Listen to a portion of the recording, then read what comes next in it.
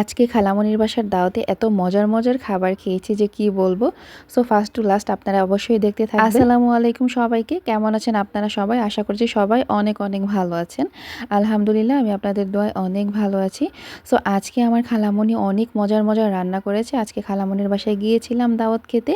তো এখানে হচ্ছে ফিশ ফ্রাই ছিল, তারপর হচ্ছে আপনার ডিম ছিল, রোস্ট ছিল, গরুর মাংস ছিল, ভুনা খিচুড়ি ছিল, অনেক আইটেম ছিল। বাট আমি আসলে যতটুকু খেতে পারি আমি আসলে অতটুকুই নিয়েছি। তো আম্মু এই দিক দিয়ে হচ্ছে আমাকে 7 আপ দিচ্ছিল, তো সাথে 7 আপ অল্প অল্প করে আমি খেয়ে নিয়েছিলাম। অ্যান্ড টু বি অনেস্ট অনেক মজা হয়েছে খাবারগুলো, রান্নাগুলো।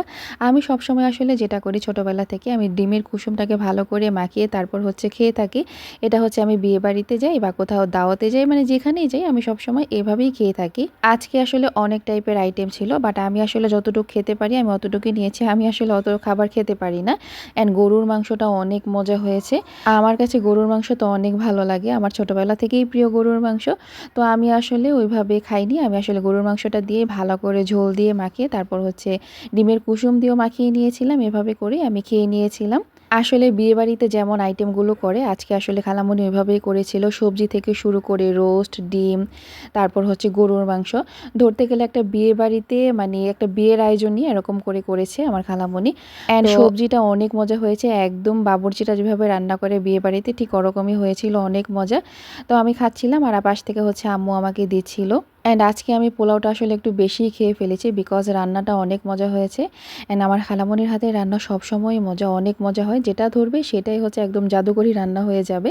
অ্যান্ড আমি একটু বাসায় এসে তারপর হচ্ছে আমি যেভাবে আর কি আমি রূপচর্চাটা করি সেটা হচ্ছে মসুর ডাল হচ্ছে আমি একটু ভিজিয়ে রাখি, তারপর হচ্ছে শসা, তারপর হচ্ছে গাজর যেটা থাকে সেটা দিয়েই হচ্ছে আমি ভালো করে ব্লেন্ড করে মুখে হাতে পায়ে এগুলো লাগিয়ে নেই। অ্যান্ড রাতের ডিনার ছিল আমার হচ্ছে বেগুন ভাজা, তারপর হচ্ছে মুরগির মাংস, যেটা আম্মু আলাদাভাবে রান্না করেছিল রোস্টের মতো করে। আমার আম্মু প্রায় সময় এভাবেই রান্না করে, আমি অনেক হাসি এভাবে দেখলে যে আসলে এটা কি আসলে রোস্ট নাকি মুরগির তরকারি। রোস্টের মতো করে পিস করে আর মুরগির তরকারির মতো হচ্ছে রান্না করে। তো যাই হোক, আমার কাছে আসলে বেগুন ভাজা অনেক ভালো লাগে। ছোটোবেলা থেকে বেগুন ভাজাটা আসলে অনেক তেল লাগে, বাট তারপরও মজা লাগে মুখের মধ্যে। অ্যান্ড আজকে বাইং মাছও ছিল, বাট হচ্ছে এটা আমি খাইনি বিকজ অনেক খাবার হয়ে যায়। এটার জন্য আমি আসলে একটু বেগুন ভাজা দিয়ে এই যে দেখেন রোস্টের মতো করে তারপর হচ্ছে রান্না করেছে। তো আমার কাছে ভালোই লাগে, কারণ আমরা ইউজ টু হয়ে গিয়েছি। বাট আপনারা হচ্ছে এইভাবে দেখলে হাসবেন যে আসলে এটা কিভাবে রান্না করেছে। আমার ভিডিওগুলো যদি ভালো লাগে থাকে তাহলে অবশ্যই ফ্রেন্ডস অ্যান্ড ফ্যামিলির সাথে শেয়ার করবেন।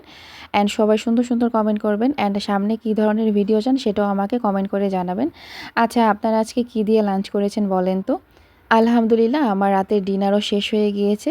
তো এখন হচ্ছে ঘুমাবার পালা। ভালো করে দাঁত ব্রাশ করে তারপর হচ্ছে আমি ঘুমাতে যাই। অ্যান্ড খাওয়ার 15 থেকে 20 মিনিট পরে আমি পানি খাওয়ার চেষ্টা করি। এটা ছোট্ট একটি টিপস আপনাদের জন্য, এতে করে হজম শক্তিটা ভালো হয়।